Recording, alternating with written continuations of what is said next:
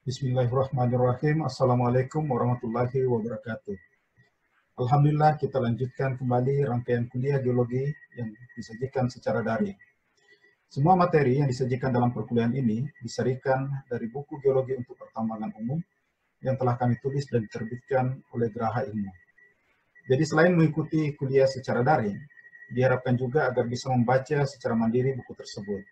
Semoga semuanya sehat dan bisa mengikuti perkuliahan ini dengan baik. Selanjutnya, marilah kita membahas bagian kedua, teori tektonik lempeng. Sekali lagi disampaikan bahwa bagian ini sebagian besar dikutip dari The Dynamic Planet USGS.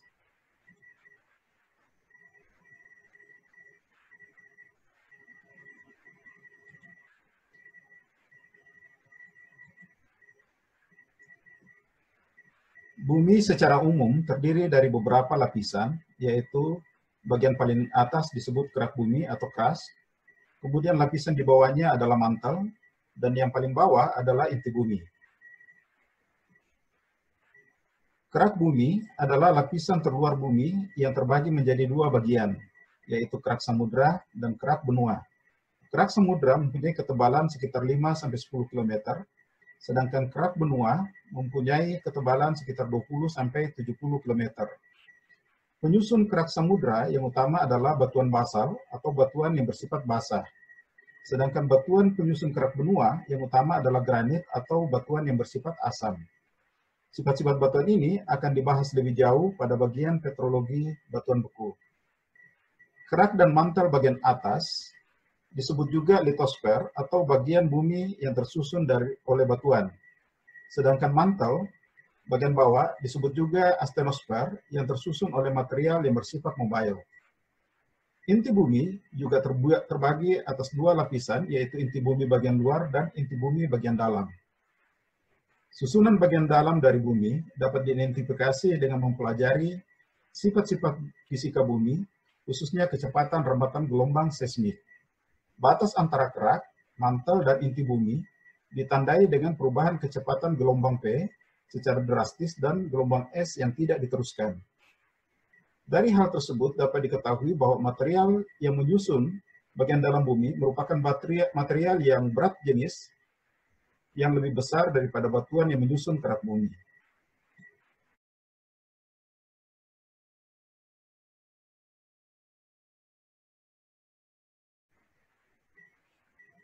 Sebelum muncul teori tektonik lempeng, diyakini bahwa benua-benua yang ada saat ini merupakan pecahan dari satu benua besar atau superkontinen yang telah ada sebelumnya. Kemudian terjadi proses pemisahan superkontinen, Pangea, atau dalam bahasa Yunani berarti seluruh daratan, menjadi beberapa benua yang lebih kecil. Teori pemisahan tersebut dikenal dengan teori continental drift yang merupakan cikal bakal teori tektonik lempeng. Setelah terjadi pemisahan benua, selanjutnya ternyata bahwa di samudra masih terjadi juga pemekaran yang kemudian menjadi dasar munculnya teori yang disebut dengan teori seafloor spreading. Nah, di sini kita bisa melihat perkembangan seafloor spreading ini hingga yang terjadi saat ini. Teori continental drift ini didasarkan kepada tanda-tanda Wegener yang mendasari hipotesis pergeseran benua. Tanda-tanda Wegener ini ada 4. Yang pertama adalah adanya kesamaan garis pantai. Jadi kalau kita memperhatikan, misalnya antara benua Amerika dan benua Afrika, ini terdapat kesamaan garis pantai dari benua-benua yang berbeda tersebut, menunjukkan bahwa dulunya pernah menyatu kemudian dipisahkan oleh continental drift atau plate tektonik. Jadi di dalam gambar ini kita bisa lihat ilustrasinya, batas antara Amerika Selatan bagian timur dan Afrika bagian barat, kemudian Amerika Utara bagian timur dengan Eropa bagian barat, dan seterusnya. Jadi di sini memperlihatkan bahwa betul ada kesamaan fisiografis antara benua-benua tersebut. Kemudian, tanda-tanda Wegener yang kedua adalah ditemukannya di Eropa batu bara yang jenisnya hanya terbentuk pada iklim khatulistiwa. Sedangkan di Afrika, dekat ekuator, ini ditemukan jejak-jejak glasial. Hal ini menunjukkan bahwa benua-benua telah mengalami perpindahan. Tanda yang ketiga adalah penemuan fosil-fosil yang sangat mirip dalam massa batuan yang dipisahkan oleh hamparan laut dan jarak yang sangat jauh. Misalnya, di sini ada reptil darat yang ditemukan baik di South America atau Amerika Selatan maupun di Afrika. Kemudian ditemukan juga sisa-sisa fosil reptil air tawar yang ditemukan baik di Amerika Selatan, Afrika, kemudian di India, dan seterusnya. Ini adalah distribusi fosil yang menunjukkan bahwa dulunya dataran-dataran benua itu pernah menyatu kemudian mengalami pemisahan. Dan yang ketiga adalah adanya batuan dengan umur yang sama yang ditemukan pada sisi-sisi benua yang saling berhadapan. Di sini yang dicontohkan adalah pada bagian Amerika Utara sampai ke Kanada, Greenland, kemudian Eropa dan Afrika. Di sini ditemukan bahwa ternyata batuan-batuan yang menyusun antara bagian pinggir kedua kontinen ini atau kedua benua ini ternyata memiliki umur yang sama. Itu adalah tanda-tanda Wegener yang menjadi dasar hipotesis pergeseran benua. Kemudian, sea floor spreading ini didasarkan kepada pemetaan paleomagnetisme.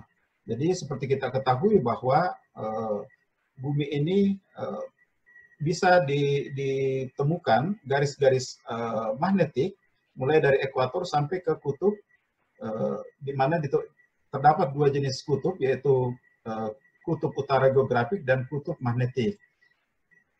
Nah, di sini dijelaskan bahwa ternyata penyusun kerak samudra ini terdiri dari batuan-batuan yang memiliki pola yang sistematis. Jadi pada bagian tengah di mana terjadi pemekaran, itu terdapat batuan-batuan yang berumur lebih muda dibandingkan dengan batuan yang lebih dekat ke dataran benua, dengan pola yang sangat sistematis. Jadi misalnya contoh, di dalam gambar seperti ini, diperlihatkan model teoritis proses pemekaran lantai samudra, di mana kerak samudra yang baru terbentuk terus-menerus pada daerah pematang tengah samudra atau mid-oceanic ridge. Jadi pada gambar yang bagian atas, ini terjadi pemekaran yang terjadi sekitar 5 juta tahun yang lalu. Kemudian gambar yang di bawahnya sekitar 2-3 juta tahun yang lalu, dan yang terakhir di bawah ini adalah posisi pada saat ini. Nah, hasil pemetaan paleomagnetisme ini juga ditunjukkan di bagian barat Amerika Serikat atau Kanada, di mana terlihat bahwa ada sebaran yang sistematis antara magnetik normal dengan reverse magnetik. Di sini terlihat jelas ada pola sistematik antara yang mulai dari pusat aksis di Johan de Fuca ini di mana sebelah kiri dan sebelah kanan ini memperlihatkan pola yang sangat sistematik. Nah, bagaimana dengan teori tektonik lempeng? Teori tektonik lempeng ini sebenarnya adalah teori yang menerangkan proses dinamika bumi yang mengontrol pembentukan jalur pegunungan, jalur gunung api, jalur gempa bumi, dan cekungan endapan yang ada di permukaan bumi yang diakibatkan oleh pergeseran lempeng. Dalam pengertian geologi, lempeng atau plate adalah batuan padat yang berbentuk seperti papan kaku yang berukuran sangat besar. Kata tektonik berasal dari bahasa Yunani yang berarti membangun. Gabungan antara dua kata, tektonik lempeng, mengandung pengertian bagaimana permukaan bumi dibangun dari lempeng-lempeng batuan. Teori tektonik lempeng menyebutkan bahwa lapisan terluar bumi terdiri atas beberapa fragmen lempeng yang relatif saling bergerak antara satu dengan yang lainnya, karena lempeng-lempeng tersebut mengapung di atas suatu material yang bersifat mobile. Tektonik lempeng adalah konsep yang telah berhasil merubah secara revolusioner pemahaman tentang dinamika bumi. Teori ini merupakan hasil gabungan dari berbagai studi mengenai bumi, mulai dari paleontologi hingga seismologi. Teori ini berhasil menjelaskan bagaimana gempa bumi dan letusan gunung api hanya terjadi pada tempat-tempat tertentu dan bagaimana rangkaian pegunungan seperti Alpen dan Himalaya terbentuk. Berdasarkan data seismik, berbagai tanda-tanda geofisika, dan hasil eksperimen di laboratorium, para ahli umumnya setuju bahwa pergerakan lempeng disebabkan oleh pergerakan lambat mantel bumi yang bersifat lunak dan sangat panas yang terletak di bawah rigid plate. atau lempeng yang bersifat kaku. Ide ini pertama kali diungkapkan pada tahun 1930 oleh Arthur Holmes, seorang geologis Inggris yang kemudian mempengaruhi pemikiran Harry Hess yang mencetuskan proses pemekaran lantai samudra atau seafloor spreading. Holmes berspekulasi bahwa gerakan sirkular dari mantel membawa benua-benua seperti sebuah conveyor belt. Selanjutnya, Wegener mengajukan teori continental drift. Semua teori tersebut meyakini bahwa baik permukaan bumi maupun interiornya sama-sama bergerak. Di bawah litosfer, pada kedalaman tertentu, mantel mengalami peleburan sebagian atau partial molten dan dapat mengalir. Kejadian ini dapat diilustrasikan seperti baja yang jika diberi panas dan tekanan dapat melunak dan berubah bentuk. Batuan yang bersifat mobile di bawah rigid plates bergerak dalam pola sirkular seperti pola pergerakan airsoft yang mendidih di dalam panci. Airsoft yang panas bergerak ke permukaan, menyebar dan mulai mendingin. Kemudian tenggelam kembali ke dasar panci untuk kembali proses semula.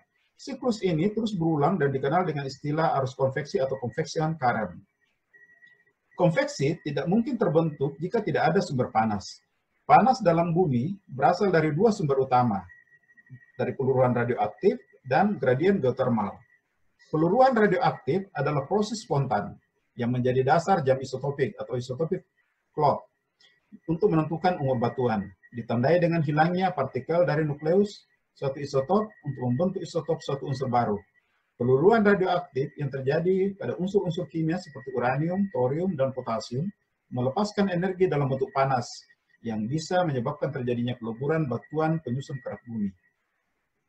Gradien geothermal adalah asumsi adanya pertambahan temperatur seiring dengan bertambahnya kedalaman ke pusat bumi. Secara teoritis, setiap penambahan kedalaman sekitar 100 meter terjadi penambahan lebih kurang 3 derajat Celcius dari permukaan. Jika asumsi tersebut benar, maka pada kedalaman 20 km saja dari jari-jari bumi yang sekitar 5.000 km, maka temperatur bumi sudah mencapai 600 derajat Celcius. Sedangkan batuan penyusun kerak bumi mulai mengalami peleburan sebagian pada temperatur 300 sampai 400 derajat Celcius. Dengan demikian, pada kedalaman yang lebih besar, tidak lagi batuan itu padat dan kompak seperti yang terlihat di permukaan bumi, tetapi menjadi lunak dan sangat panas seperti larutan magma sehingga bersifat mobile. Ini adalah lempeng-lempeng yang ada di permukaan bumi atau yang ada di kerak bumi dan arah pergerakannya masing-masing. Menurut teori tektonik lempeng, kerak atau litosfer ini dapat diterangkan ibarat satu rakit yang sangat kuat dan relatif dingin dan mengapung di atas mantel astenosfer yang liat dan sangat panas, atau bisa juga disamakan dengan pulau es yang mengapung di atas air laut. Ada dua jenis kerak bumi, yaitu kerak samudra yang tersusun oleh batuan bersifat basa dan ultrabasa, dan kerak benua yang tersusun oleh batuan asam dan intermediate yang lebih tebal dari kerak samudra. Kerak bumi menutupi seluruh permukaan bumi, namun akibat adanya aliran panas yang mengalir di dalam astenosfer, menyebabkan kerak bumi ini pecah menjadi beberapa bagian lebih kecil yang disebut lempeng kerak bumi. Dengan demikian, lempeng dapat terdiri dari kerak benua, kerak samudra, atau terdiri dari keduanya. Arus konveksi merupakan sumber kekuatan utama yang menyebabkan terjadinya pergerakan lempeng. Dan para geologis umumnya sependapat bahwa pemekaran lantai samudra adalah mekanisme primer dari terjadinya konveksi pada mantel bumi.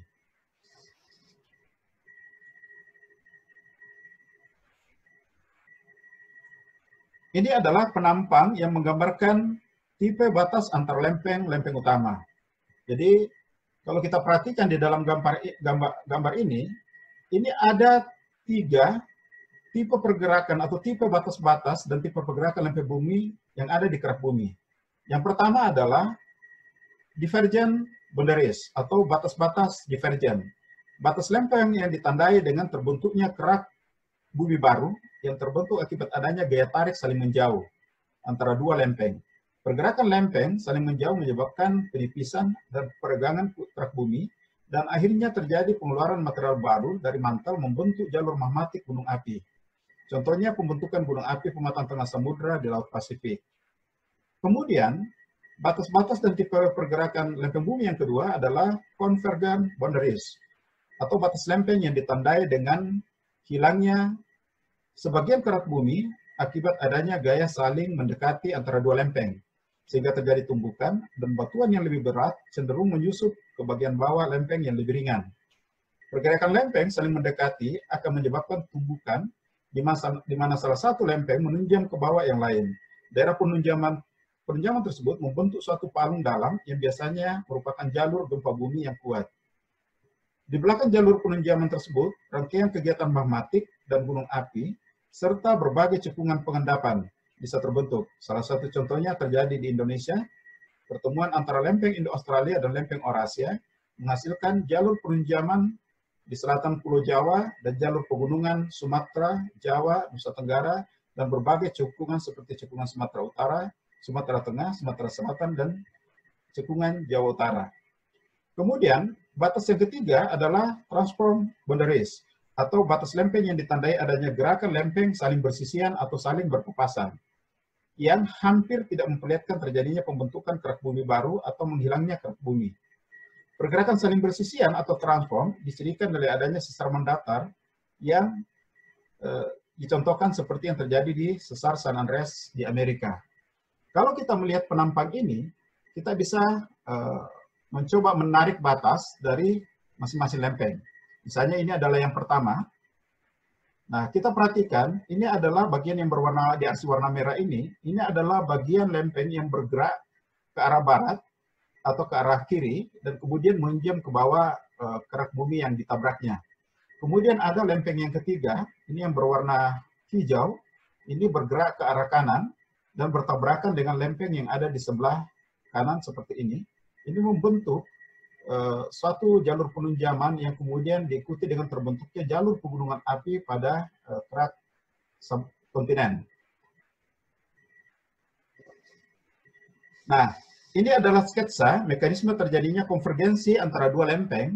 Nah, kita bisa perhatikan di sini bahwa konvergensi atau saling tabrakan antara dua lempeng ini bisa melibatkan lempeng oseanik dengan lempeng kontinen.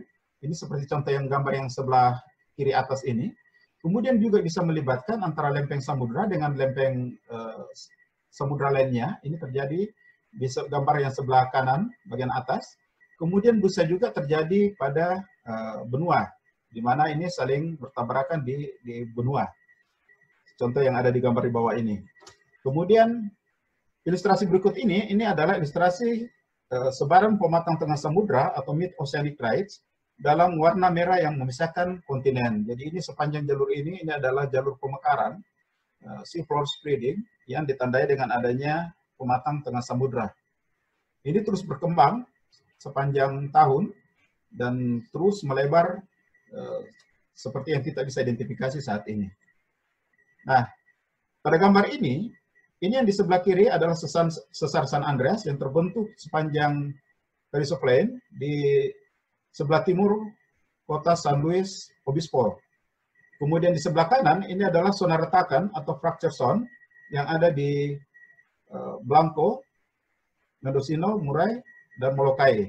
Ini adalah beberapa zona retakan akibat adanya transfer fault yang terjadi pada lantai samudra.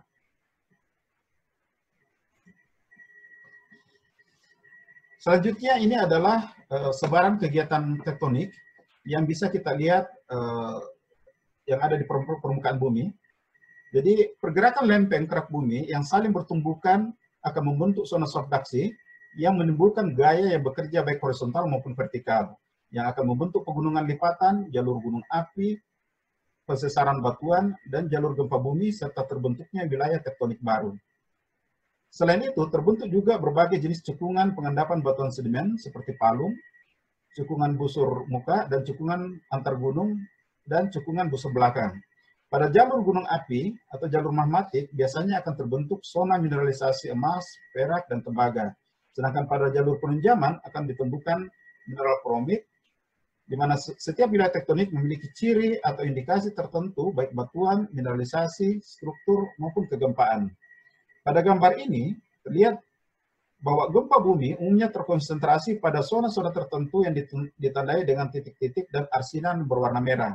Arsinan merah ini dikenal dengan istilah zona ring of fire. Jadi ini adalah cincin gunung api yang ditemukan di permukaan bumi.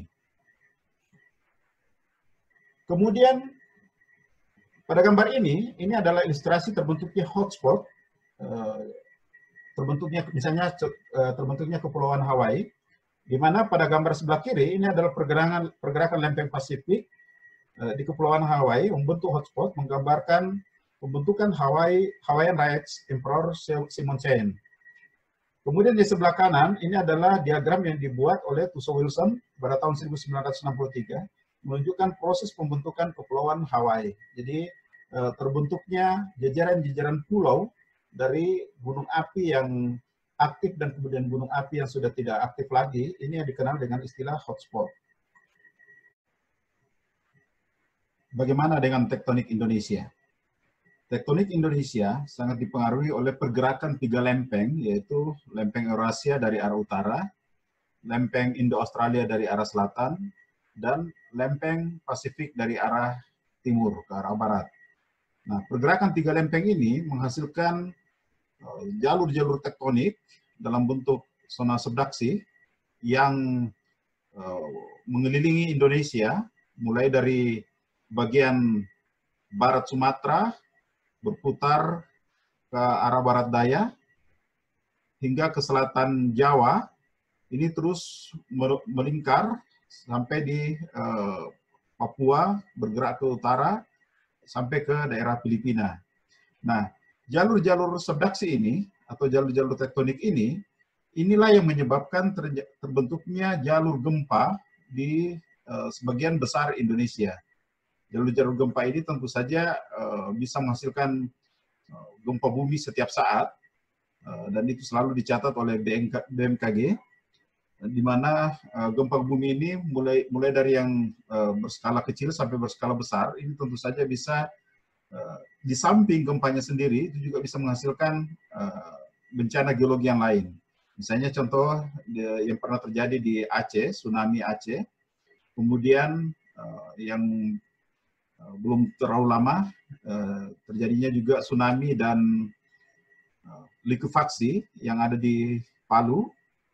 Kemudian di samping efek yang berskala besar seperti itu, gempa-gempa bumi ini juga bisa menghasilkan efek yang berskala lebih kecil, misalnya gerakan tanah di sepanjang zona-zona patahan.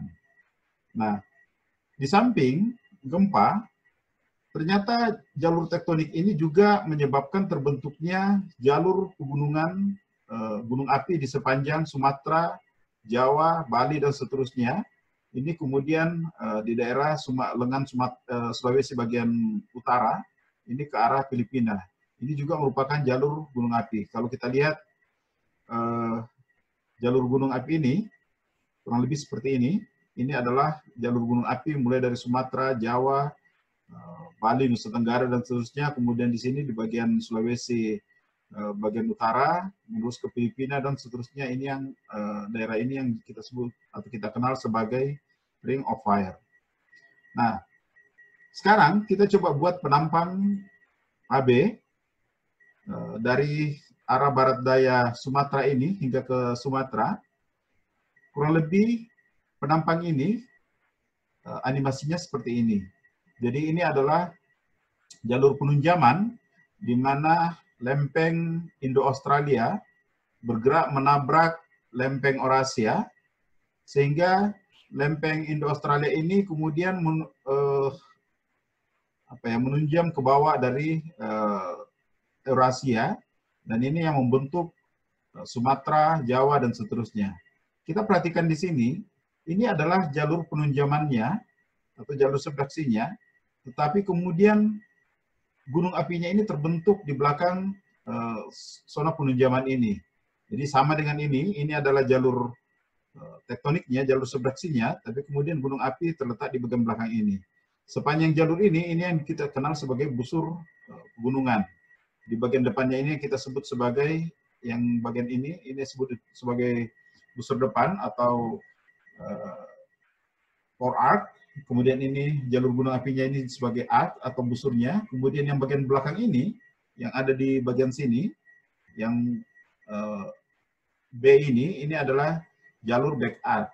Jadi kalau kita berbicara tektonik, sebenarnya kita tidak melulu bicara mengenai bencana geologi, karena jalur tektonik ini juga menyebabkan Indonesia memiliki sumber daya alam, khususnya sumber daya tambang, mineral, dan minyak dan gas bumi yang sangat bervariasi dalam jumlah yang sangat banyak karena pengaruh tektonik ini. Jadi kalau kita berbicara tektonik dalam hubungannya dengan gempa, dalam hubungannya dengan gunung api, tentu saja itu kita berbicara mengenai bencana, tetapi di samping itu ini juga memberikan kekayaan sumber daya alam yang luar biasa juga bagi Indonesia. Jadi kita harus dengan kondisi tektonik seperti ini, Indonesia harus bisa akrab dengan gempa dan kemudian bagaimana kita mengantisipasi dan menanggulangi semua bencana yang bisa terjadi, kemudian memanfaatkan semaksimal mungkin sumber daya alam yang diberikan oleh kondisi tektonik seperti ini. Jadi sekarang coba kita lihat bagaimana geologi Indonesia dalam bentuk yang lebih bagus, kurang lebih seperti ini. Ini tadi yang saya sebutkan sebagai jalur tektonik, jalur subduksinya. Ini simbol seperti ini menunjukkan bagian tanda panah kecil ini menunjukkan bagian yang bergerak ke atas, sementara yang di sebelah bawahnya ini bergerak ke bawah. Nah, ini adalah jalur tektoniknya, kemudian ini adalah jalur gunung apinya, jalur terbentuk sesar-sesar geser, ini bergerak melingkar, terus ke arah Papua, kemudian bergerak ke arah Maluku, bergerak ke utara seperti ini. Nah, ini adalah jalur gunung apinya. Di bagian utara Sulawesi juga ada jalur gunung api ini sepanjang sampai ke arah Filipina. Nah, ini semuanya, di sini banyak sekali garis-garis kecil, ini menunjukkan adanya lineament atau pelurusan-pelurusan fisiografi atau bentang alam yang dihasilkan atau dikontrol oleh proses tektonik ini. Sekarang kita coba lebih detail melihat bagaimana perkembangan tektonik Kalimantan dan Sulawesi. Nah, Kalimantan dan Sulawesi ini sebenarnya secara tektonik memiliki hubungan yang sangat unik, di mana fisiografi Kalimantan ini juga sangat dipengaruhi oleh pembentukan atau proses tektonik yang terjadi di Sulawesi. Menurut Katili, Sulawesi itu sebenarnya adalah terdiri dari dua busur kepulauan yang memiliki kondisi geologi yang sangat berbeda.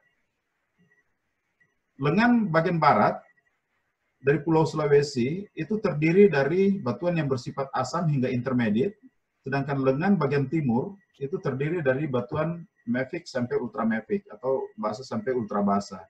Nah, proses pembentukan Sulawesi menjadi seperti sekarang itu dimulai sejak kala Miosen, ketika terjadi pergerakan hingga ke awal Pliocene, di mana dorongan dari arah Pasifik ini menyebabkan lengan bagian timur menabrak lengan bagian barat dan terus mendorong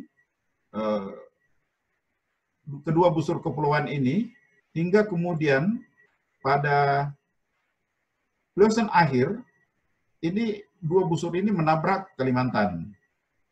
Nah, setelah itu ada semacam gaya rebound atau gaya pembalikan ini pada kala kuarter, di mana terjadi pemekaran di sepanjang Selat Makassar yang mendorong kembali Sulawesi ke arah timur, sehingga kemudian kita dapatkan posisi geologi Sulawesi ini dengan model seperti sekarang ini. Nah, kita lihat kemudian bagaimana kondisi Selat Makassar, perkembangannya seperti ini. Jadi ini dikontrol oleh pemekaran tadi yang terbentuk di Selat Makassar, kemudian didorong juga dengan adanya pergerakan atau sesar geser sinistral dari di dua bagian Sulawesi ini. Yang pertama yang kita kenal dengan jalur sesar Adang, kemudian yang kedua adalah sesar Palu Koro. Ini bergerak sinistral atau mengiri. Ini mendorong Sulawesi ke arah timur dengan kondisi seperti ini. Dan saat ini, kurang lebih kondisinya seperti ini. Ini adalah sesar Palu Koro. Sesar ini yang kemarin bergerak di Teluk Palu yang menyebabkan terjadinya tsunami dan likuifaksi di Teluk Palu ini. Sesar ini adalah sesar yang sangat-sangat aktif. Ini bergerak sinistral, menurus sampai ke Tanjung Mangkalihat, menurus ke utara, sebagian ini bercabang, ada yang ke Tarakan, ada yang ke Brau, dan ini membentuk juga fisiografi bagian Sangkulirang. Kemudian di bagian bawah, atau di bagian selatan, ini ada sesar Adang, atau sesar Pastenoster. Nah, kalau kita berbicara dalam hubungannya dengan IKN, Ibu Kota Negara, yang kurang lebih daerahnya ada di sekitar sini, maka sebenarnya yang kita perlu perhatikan adalah sesar Adang ini, atau sesar Pastenoster ini.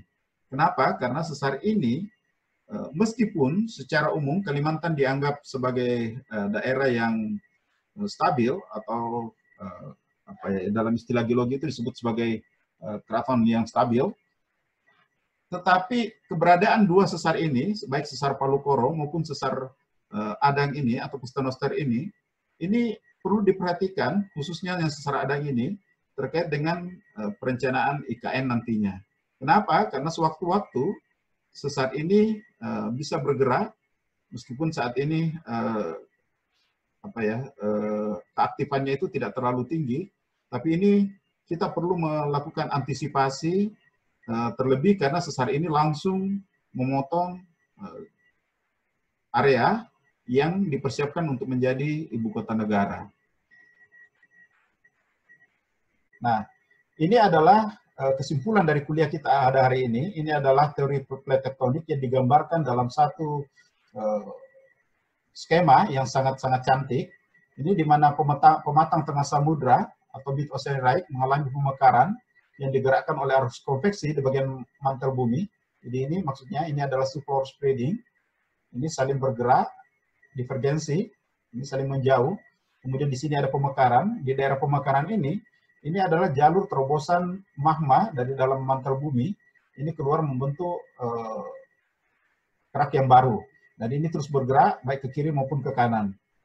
Nah, kemudian pemekaran dalam kurun waktu berjuta-juta tahun juga mendorong lantai samudra menyusup ke bagian bawah kontinen pada zona subduksi. Jadi ini terdorong ke arah kiri, kemudian bertabrakan dengan kerak yang lain yang ada di sini, sehingga terjadi penunjaman ke bagian bawah dari kerak yang ditabrak. Nah, inilah yang disebut dengan zona subduksi. Jadi ada penunjaman di sini membentuk trends, kemudian membentuk juga busur vulkanik di depan busur ini. Nah, bagian-bagian litosfer yang bergerak merupakan bagian wilayah yang terjadinya gempa dan gunung api. Jadi kalau kita perhatikan di sini, ini semuanya di sini ada gerakan tabrakan pada daerah continental crust atau collisional mountain belt. Kemudian di sini juga ada continental rifting. Ini semuanya dijelaskan dengan baik di dalam gambar ini. Dan pada satu fragmen ini dijelaskan juga bagaimana terbentuknya aktif hotspot volcano atau gunung api hotspot yang aktif. Nah, di sini kita lihat bisa bahwa ada bagian bumi terdiri dari astenosfer, kemudian ada mantel bagian atas yang kita sebut sebagai litosfer, dan sebagian kerak yang menyusun kerak bumi. Ini semuanya adalah kesimpulan dari teori tektonik lempeng yang kita bahas pada hari ini. Saya akan menyajikan beberapa animasi. Yang pertama, animasi mengenai teori continental drift yang kita bisa perhatikan pada animasi berikut ini. pada animasi ini akan diperlihatkan bagaimana Pangea sebagai sebuah benua yang sangat besar, dikelilingi oleh Samudra Tetis. Ini pada 200 juta tahun yang lalu mulai pecah menjadi beberapa benua kecil, kurang lebih seperti ini.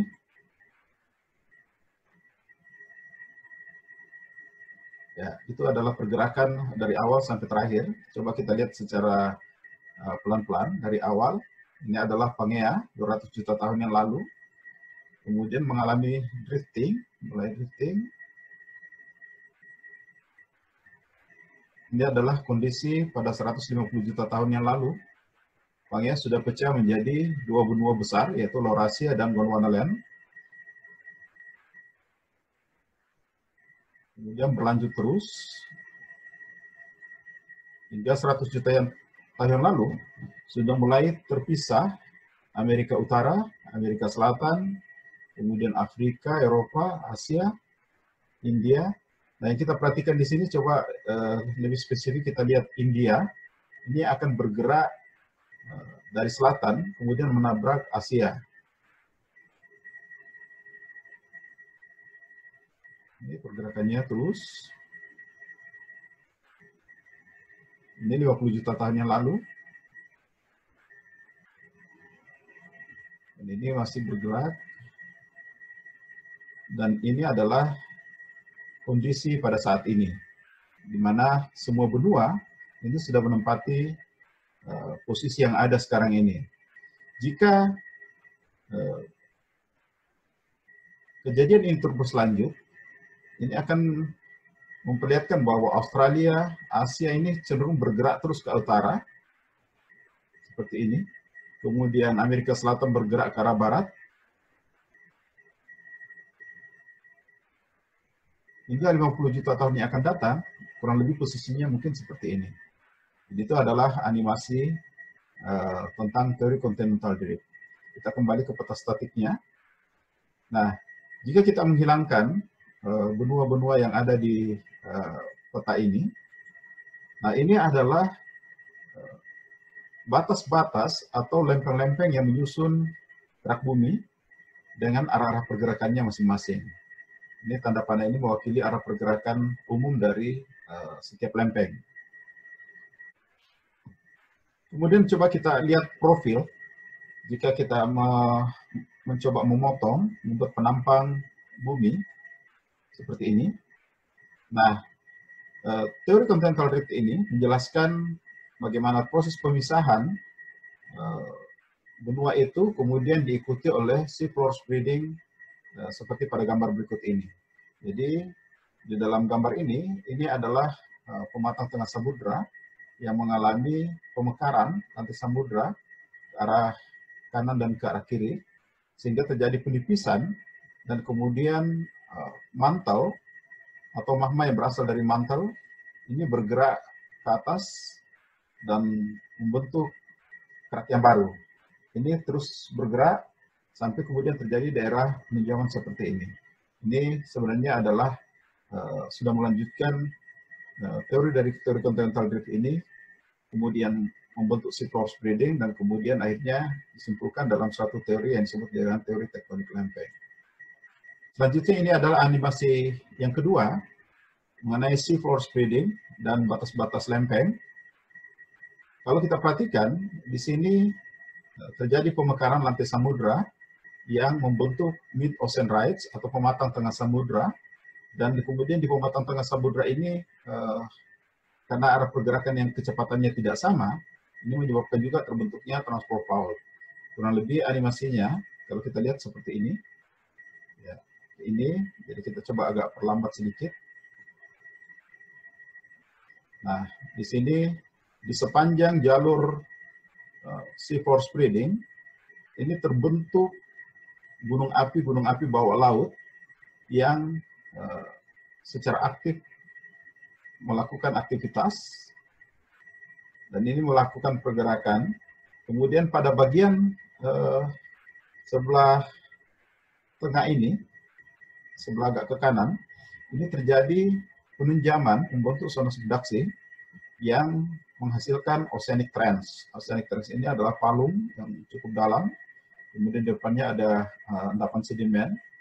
Nah, di dalam pergerakan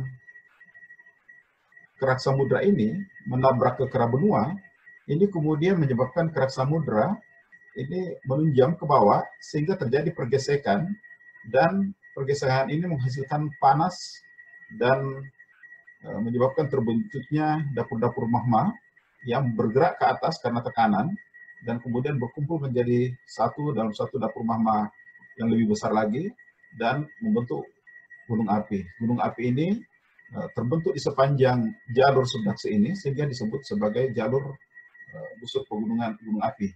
Jadi seperti ini.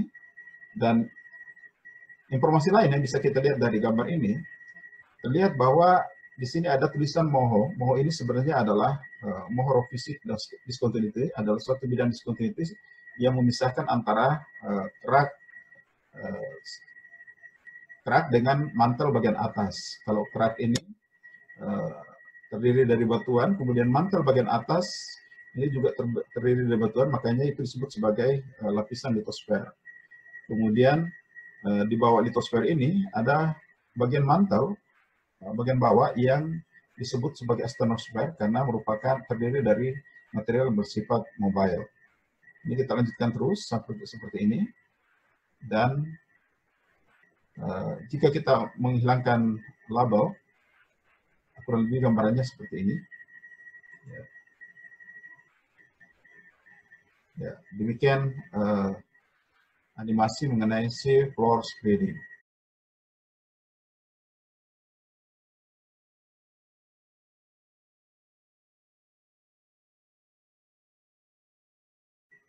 Demikian akhir bagian kedua perkuliahan kita. Kita akan bertemu lagi pada bagian selanjutnya. Wassalamualaikum warahmatullahi wabarakatuh.